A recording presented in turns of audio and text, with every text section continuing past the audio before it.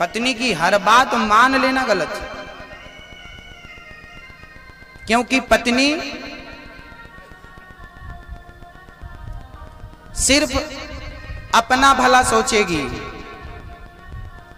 जबकि आपको आपके परिवार का भला सोचना है।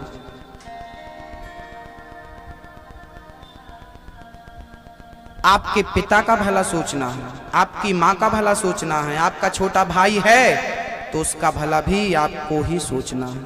जबकि पत्नी सिर्फ अपने भले की बात करती है। सुनो जी, इतना कमाते हो, क्या जरूरत है मम्मी को सब देने की, हमको भी दिया करो थोड़ा, यहां लाया करो।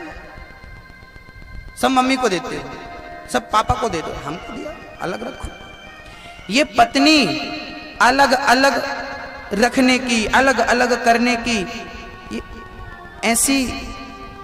ऐसा बीज बो देती है कि वो बीज वो अंकुरित होने लगता है, फिर वो बाधा बनता है, फिर वो झगड़े का रूप लेता है। थोड़ा ध्यान देना, ये माताएं मन में बहुत गालियां दे रही होंगी हमें, लेकिन 100 में से 90% ये बात सच है। स्त्री स्वार्थ में आ जाती है। यदि स्त्री चाहे तो अपने घर को ऐसे प्यार के बंधन में बांध कर रखे कि घर परिवार को कभी बिखरने ही ना दे, टूटे ही ना दे। ये चाहे तो जिंदगी भर बांध कर रख सकती है, और ये चाहे तो चुटकी में तोड़ सकती है। ऐसे आपका परिवार पापड़ की तरह है, जिसे आप देखना पसंद करते हैं पर तोड़ना पसंद नहीं करते।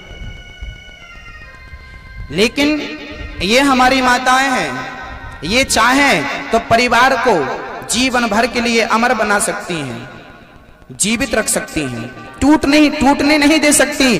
देवरानी को जेठानी से नहीं टूटने देती, सास को बहू से नहीं टूटने देती।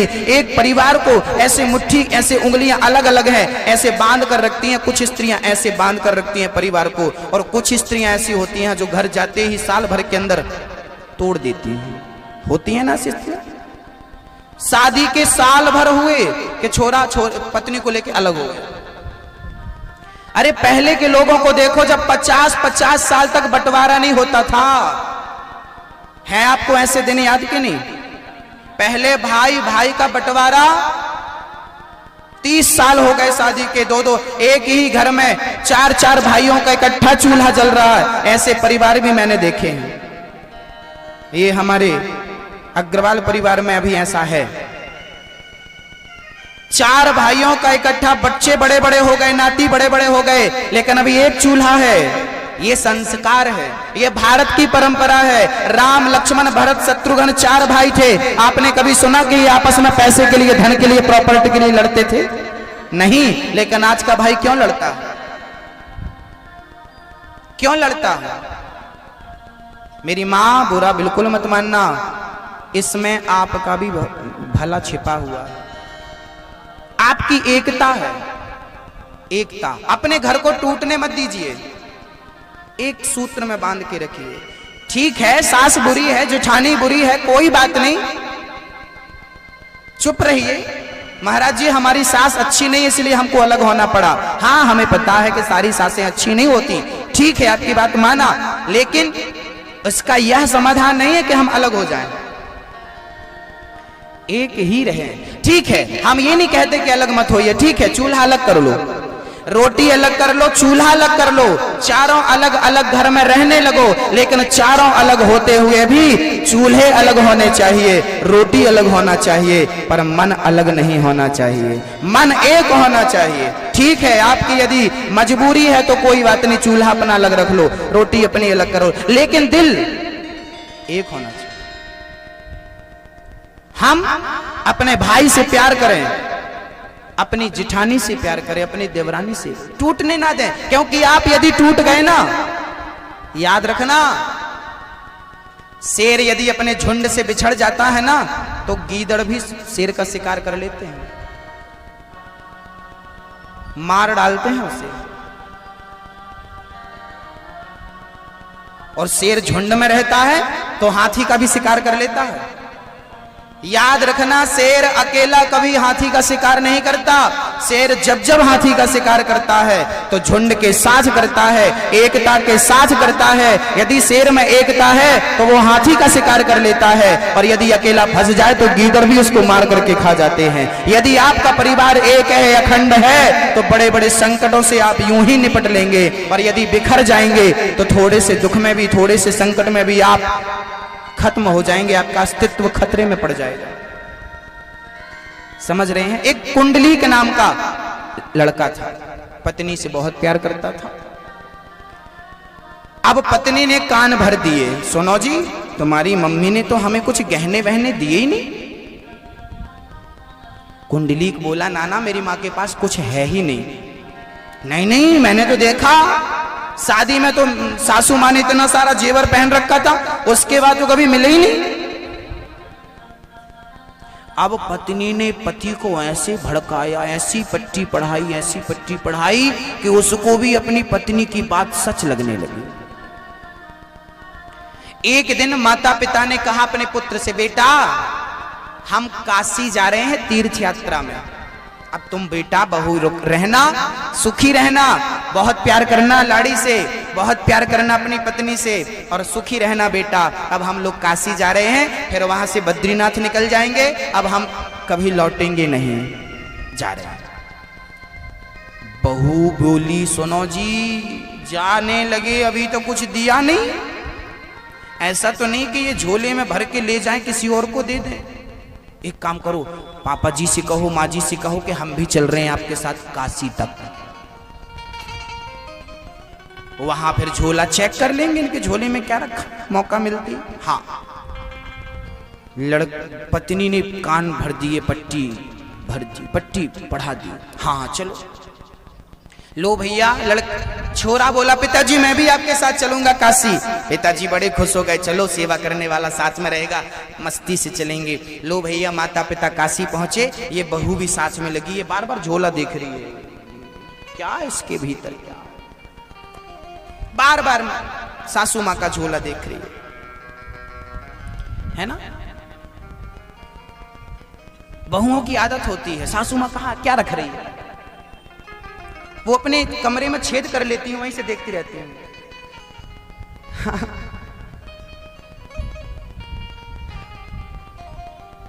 सासू माँ क्या कर रही है, कहां क्या रख रही है, किसको क्या।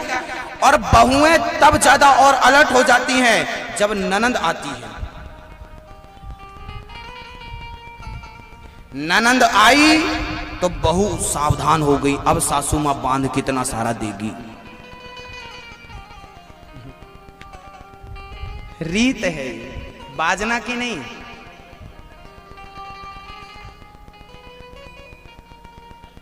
बुरा ना मानो, ननंद आई है।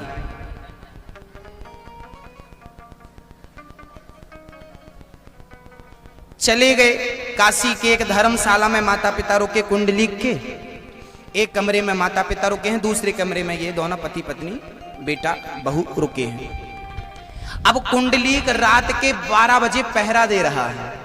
1 बजे जाग गए रात को, और देखा कि दरवाजा की कुंडी खुली होगी तो मैं अंदर जाके झोला उठा के ले आऊंगा, चेक करके रख दूंगा। 1 बजे से मौका देखता देखता रात्रि के सवेरे के भोर के 4 बज गए, पर अभी तक कोई मौका नहीं मिला। उसी समय कुंडली को कुछ नजर आया। क्या नजर आया वो बहुत ध्यान से सुनना। 3 स्त्रियां आईं गंगा जी की तरफ से। 3 स्त्रियां आईं, वो धर्मशाला पर जहां वो रुके थे वहां एक पुराने महात्मा रहते थे, साधु जी। वो 3 स्त्रियां आईं, महात्मा के पास गई, वो कपड़े गंदे पहन कर आई थी और वहां से साफ स्वच्छ कपड़े पहन करके वो आई। कुंडलीक ने देखा ये गंदे कपड़े पहन कर गई और वहां से बड़े निर्मल साफ स्वच्छ कपड़े पहन कर आई। कुंडलीक से रहा ना गया, उस बच्चे ने टोक दिया, देवियों जरा रुकिए, ये आप कौन हो, कहां से आई हो, और ये रात्रि के अभी सवेरे के 4 बजे और कहां गई थी बाबा जी के पास। उन तीनों कन्याओं ने मुस्कुराते हुए कहा, बेटा हम ये गंगा है, ये यमुना है, ये सरस्वती है। हम तीनों गंगा यमुना सरस्वती हैं। अच्छा आप गंगा मैया हो? हाँ। तो आप ये कपड़े गंदे पहन के कहाँ गई थी? गंगा मैया जी बोली कि पापियों के पाप धुलते धुलते हम गंदी हो जाती हैं। जब पापी लोग हम में स्नान करते हैं ना तो हम गंदी हो जाती हैं, और अभी 3-4 दिन से हम कुछ ज्यादा ही गंदी हो रही हैं। बेटा आश्चर्य से बोला, क्यों 3-4 दिन से ऐसा क्या हुआ? गंगा मैया बोली, जब से तुम यहाँ आए हो ना तब से हम कुछ ज्यादा ही गंदी हो रही हैं। हमारे आने से? हाँ। गंगा मैया बोली, देख तेरा बूढ़ा बाप पड़ा है, जब वो मेरे जल में स्नान करता है मैं पवित्र हो जाती हूँ, क्योंकि तेरा बाप धर्मात्मा है, तेरी माँ बहुत धर्मात्मा है, निर्मल मन है, निर्मल स्वभाव है। लेकिन तू कपटी बेटा, तेरे हृदय में अपने बाप के प्रति कपट है, अपनी माँ के प्रति कपट है, और तुम जैसे कपटी बेटा जब जब गंगा में नहाते हैं तो मैं और भी ज्यादा गंदी हो जाती हूँ, और फिर ऐसे महापुरुषों का दर्शन करती हूँ तब मैं पवित्र होती हूँ। तुम जैसे बच्चे जब गंगा स्नान करने आते हैं तो गंगा अपवित्र हो जाती है, तो माँ बाप से कपट करने वाले गंगा नहा रहे हैं तो ये गंगा को गंदा कर रहे हैं। ये घटना कलयुग की है, इसे कहानी मत समझ लीजिएगा। वो पुंडलीक गंगा की बात से इतना प्रभावित हुआ कि अपने माता पिता को अपने पास में छकड़े पर अब पत्नी को छोड़ दिया, पत्नी के मोह से वो बाहर निकला और अपने माँ बाप को उठा करके उसने गाड़ी पर बिठाया और ले गया कि अब मैं माँ बाप की सेवा करूंगा। वही कुंडलीक अपने माँ बाप की ऐसी सेवा करता है, ऐसी सेवा करता है, ऐसी सेवा करता है कि एक दिन भगवान आकर के खड़े हो जाते हैं। बेटा देख मैं आ गया हूं, मेरा दर्शन कर। बच्चा बोला, आप कौन हैं? मैं कृष्ण हूं। तो सुनो, अभी मैं मां की सेवा में लगा हूं, आप कल आना। भगवान बोले कल मैं नहीं आऊंगा, आज दर्शन कर।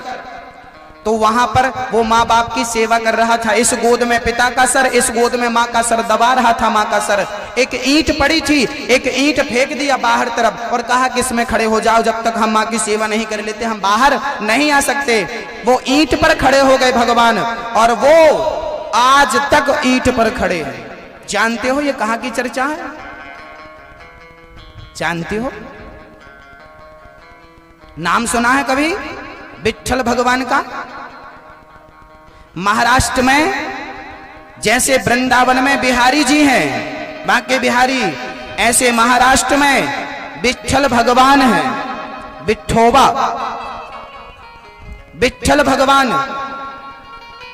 वो माता पिता की सेवा कर रहा था, भगवान खड़े थे। उसी समय माता पिता, संयोग देखिए, भगवान ने उनके माता पिता को अपने अंदर लीन कर लिया, और जब ये माता पिता मर गए तो उस बेटे को माता पिता का दुख बर्दाश्त ना हुआ, माँ बाप का बिछोह बर्दाश्त ना हुआ, और वो भी माँ बाप का चिंतन करते करते प्राण ने त्यागता है। 3 विमान आते हैं और विमान में बैठ कर ये तीनों अपने भगवान के परम धाम को चले जाते हैं केवल माँ बाप की सेवा करके।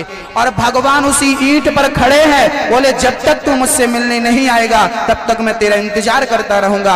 आज भी वहां पर ईंट के ऊपर भगवान खड़े हैं, और विट्ठल भगवान के नाम से पूरी दुनिया उन्हें आज भी जानती है। आज भी उनका मंदिर वहीं पर उसी जगह पर है, और वहां वो ईंट पर खड़े हैं। कलयुग के अंत में वही बालक फिर आएगा, और भगवान उससे मिलकर फिर इस विग्रह को फिर भगवान अपने परम धाम को ले जाएंगे। कलयुग के भक्तों के लिए भगवान यहां पर खड़े हैं। तो कृपया अपने माँ बाप को ही भगवान के नजरिए से देखिए। पति कौन होता है मेरी मां? परमेश्वर होता है। पति कौन होता है? कितने पति होते हैं? आपके कितने हैं?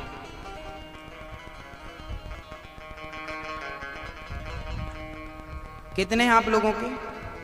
एक, ओनली वन। एक पति जिनका है वो हाथ उठा सकते हैं।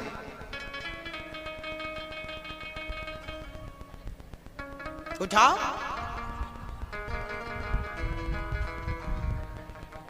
एक पति है आपका। अच्छा, ये एक वही है ना जिसने आपके गले में मंगलसूत्र पहना या मांग भरी? वही है ना एक? हाँ। आंख कितनी है आपकी? 2। कान कितने हैं? हाथ कितने हैं? पांव कितने हैं?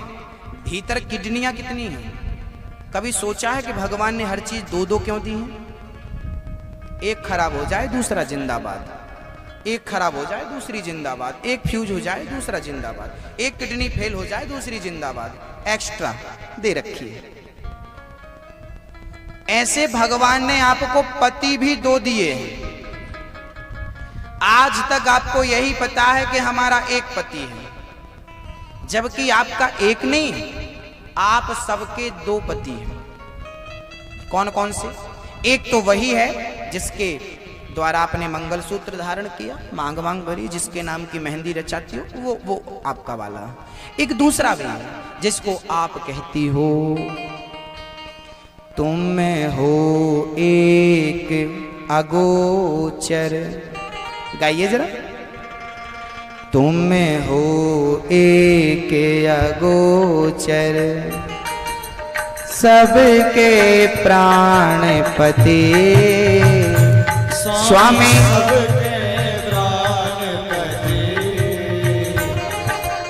किस विध मिला हूँ दया मैं, किस विध मिला हूँ दया मैं, तुमको मैं कुमति। ओम जय जगदीश हरे। फिर से दोहरा लीजिए। तुम हो एक अगोचर, सबके प्राण पति, सबके प्राण पति। तो ये किसका पति है? ये सबका पति है, लेकिन किसका पति है? ये प्राणों का पति है। तुम हो एक अगोचर, सबके प्राणपति।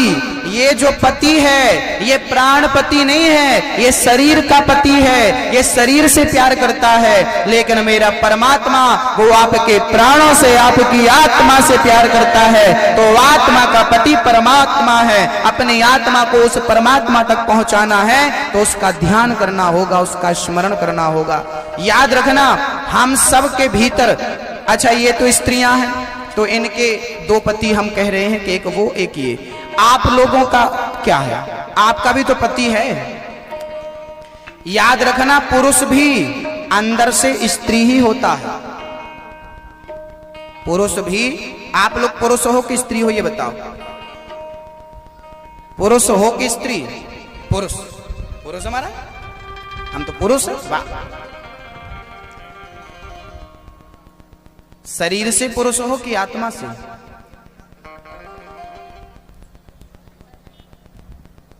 आत्मा ना, आत्मा पुरुष नहीं है। आत्मा पुरुष नहीं होती, क्योंकि आत्मा स्त्रीलिंग है। आत्मा होता नहीं है, आत्मा होती है। बहुत आत्मा होती है, बहुत आत्मा होती है। आत्मा होती है मतलब आत्मा स्त्री है, और यदि स्त्री है तो उसे पुरुष तो चाहिए। और कौन सा पुरुष चाहिए? बोले ये आत्मा है तो इस आत्मा रूपी स्त्री को परमात्मा रूपी पुरुष चाहिए। तो यही है जीवात्मा का परमात्मा से मिलन। अपनी आत्मा का परमात्मा से मिलन कर देना ही रास है। आज मैं जो रास की चर्चा सुनाने जा रहा हूं वो जीवात्मा और परमात्मा का मिलन है, वो शरीर का मिलन नहीं है। उसे शरीर का मिलन समझने की त्रुटि मत कर लेना। वो शरीर का मिलन नहीं है कि गोपियों का शरीर कृष्ण के शरीर से मिल रहा है, क्योंकि रास पर बहुत सारे संदेह खड़े होते हैं। भगवान ने रास क्यों रचाया? अरे भाई, भगवान ने जब रास रचाया था ना तो उसमें लिखा है श्रीमद् भागवत में, उस समय भगवान की उम्र मात्र 7 वर्ष की थी। तो क्या 7 वर्ष के बच्चे के अंदर कोई वासना होती है? कोई भेद बुद्धि होती है? नहीं, पवित्र बुद्धि होती है। तो भगवान 7 वर्ष के थे और वो परमात्मा है, पर ब्रह्म है। बिनु पग चले ही सुनहि बिनु काना, कर बिनु कर्म करहि विधि नाना। वो परमात्मा सर्वत्र है। ऐश्वर्यस्य समग्रस्य धर्मस्य यश साह श्री ज्ञान वैराग्य और चेव षड्नाम भगतीर्णा। वो सर्वव्यापी है, सर्वज्ञ है। हम अल्पज्ञ हैं, हम अल्पज्ञ हैं। वो हमारे जैसा नहीं है। गोपियां आई हैं, भगवान ने गोपियों के संग रास रचाया है। अब मैं आपको बताऊं ये गोपी क्या है। गौ मतलब होता है इंद्रियां, पी मतलब होता है पीना। जिन्होंने अपनी वासनाओं को पी लिया है, जिन्होंने अपनी वासनाओं को खत्म कर दिया है, उनका नाम है गोपी। छोटे से बच्चे को आपने देखा, वो कपड़ा पहने या ना पहने कोई फर्क नहीं पड़ता। छोटा सा बच्चा, छोटा सा बालक कपड़ा पहने, वस्त्र पहने ना पहने, अब बताइए क्या छोटे से बच्चे के अंदर उसके सामने कोई कैसा भी नाचता रहे, उसके मन पर सामने वाले का कोई भी प्रभाव पड़ेगा? सामने वाला कैसा भी नाचे, छोटे से बच्चे पर सामने वाले का कोई भी प्रभाव पड़ने वाला नहीं। ऐसे ही जैसे छोटे से बच्चे की बुद्धि पवित्र है, ऐसे गोपियां पवित्र हो चुकी थी। अपनी बुद्धि से, अपनी आत्मा से, अपनी इंद्रियों से पवित्र थी गोपियां। अंगूर को आपने जरूर खाया होगा, एक बार दो बार अंगूर आपने खाया होगा। अंगूर में पानी होता है, लेकिन वही अंगूर जब सूख जाता है तो किशमिश बन जाता है। वो अंगूर 100 रुपए किलो बिकता है, लेकिन वही अंगूर जब सूख जाता है तो 500, 600 और 700 और 800 रुपए किलो तक बिकता है। वही अंगूर है। अंगूर पहले गीला था तो अंगूर था, सूख गया तो किशमिश बन गया। अब बताइए कि अंगूर टिकाऊ होता है कि किशमिश टिकाऊ होती है? अंगूर तो सड़ जाता, किशमिश टिकाऊ होती है। क्यों टिकाऊ है? क्यों कीमत ज्यादा है उसकी, क्यों वैल्यू ज्यादा है उसकी? क्योंकि उसके भीतर का पानी सूख चुका है। ऐसे ही गोपियां जो थी, उन्होंने अपनी वासना का जल, इच्छाओं का जल, इंद्रियों का जल सुखा दिया था और अपने आप को किशमिश बना दिया था। कोई वासना नहीं रह गई थी, कोई कामना नहीं रह गई थी, कोई इच्छा नहीं रह गई थी। ऐसी गोपियां थी। कोई इच्छा नहीं, कोई कामना नहीं गोपियों के अंदर। ऐसी गोपी निर्विकार, निर्लिप्त, ऐसी गोपियां आज रास रचाने को आई हैं। लोग कहते हैं भगवान ने रास क्यों रचाया? उस श्रेणी में आप पहुंच जाएंगे ना तो ये प्रश्न नहीं करेंगे, है ना? उस श्रेणी में पहुंच जाएंगे, ये प्रश्न ही नहीं होगा। अब ये समझना होगा कि गोपी कहते किसे हैं। स्त्री का नाम गोपी है कि पुरुष का नाम गोपी है? तो याद रखना मेरी माँ, गोपी मतलब स्त्री नहीं होता। गोपी एक भाव है। भगवान शंकर भी उस रास में जब आए थे तो क्या बन करके आए थे? गोपी बनकर आए थे। एक दिन वो भोले भंडारी बन करके ब्रजनारी वृंदावन आ गए। भगवान शंकर भी जब उस रास में आए, अभी मैं सुनाऊंगा, जब भगवान शिव उस रास में आए तो क्या बनकर आए थे? गोपी बन। आज भी वृंदावन में शंकर जी का श्रृंगार गोपी के रूप में होता है। गोपेश्वर महादेव आज भी विद्यमान है, भगवान शिव श्रीधाम वृंदावन में। तो गोपी बनकर शंकर जी आए, तो शंकर जी तो पुरुष थे, फिर गोपी कैसे बन गए? बोले गोपी स्त्री या पुरुष नहीं है, गोपी तो एक भाव है। जैसे यहां बैठे हर व्यक्ति को श्रोता कहा जाता है। ये कौन बैठे हैं? बोले श्रोता बैठे हैं। अब श्रोता में सबका संबोधन हो गया, स्त्री का, पुरुष का, बेटा का, बेटी का। ये थोड़ी कि श्रोता भी थे और श्रोतियां भी थी। श्रोतियां मतलब स्त्रियों को अलग से थोड़ी संबोधित किया जाएगा। श्रोता में सब आ गए। जैसे श्रोता कहने से सबको संबोधित हमने कर दिया, ऐसे ही गोपियां कह दिया तो गोपियों में स्त्री, पुरुष, बच्चा, बच्ची, मतलब जो भगवान के परम भक्त थे सब उस गोपी में शामिल होकर के भगवान के संग रास रचा रहे हैं। केवल स्त्री नहीं, वहां पुरुष भी थे स्त्री के रूप में, उस भाव में थे। क्योंकि प्रेम का नाम गोपी है, भाव का नाम गोपी है, स्त्री का नाम गोपी नहीं। रास रचाते हैं भगवान गोपियों के संग, बहुत प्रेम से रास रचाया भगवान ने, गोपियों को स्वीकार कर लिया भगवान ने। गोपियां कहते हैं आप हमारे पति हो, संसार का पति तस्वीर की तरह है, साक्षात पति तो आप हो, हम आपको छोड़कर कहां जाएं। गोपियों के संग भगवान ने रास रचाया। गोपियों को अभिमान आ गया, मैं बड़ी सुंदर हूं, बड़ी सुंदर हूं, देखो भगवान मेरे संग नाच रहे हैं। कभी कभी हमें अपनी उपलब्धियों का अभिमान आ जाता है। क्यों आता है? क्योंकि हम ये मान बैठते हैं कि इस उपलब्धि के जिम्मेदार हम हैं। ध्यान, बहुत ध्यान से सुनना मेरी मां, कभी कभी हमें अहंकार आ जाता है। क्यों आता है? क्योंकि हम उस उपलब्धि को ऐसा मान लेते हैं कि हमारे द्वारा प्राप्त हुई है, हमारे टैलेंट से, हमारी मेहनत से, हमारी काबिलियत से, हमारी योग्यता से हमें ये उपलब्धि प्राप्त हुई है। हम अपने आप को कर्ता मान लेते हैं, इसलिए अहंकार को आने की जगह मिल जाती है। यदि हम अपने आप को कर्ता ना माने, ईश्वर को कर्ता बना दें, तो बताइए क्या अहंकार आएगा? कहिए दादाजी, आप में से किस किस के पास अहंकार है? हाथ उठा के हमें बता सकते हैं। कौन कौन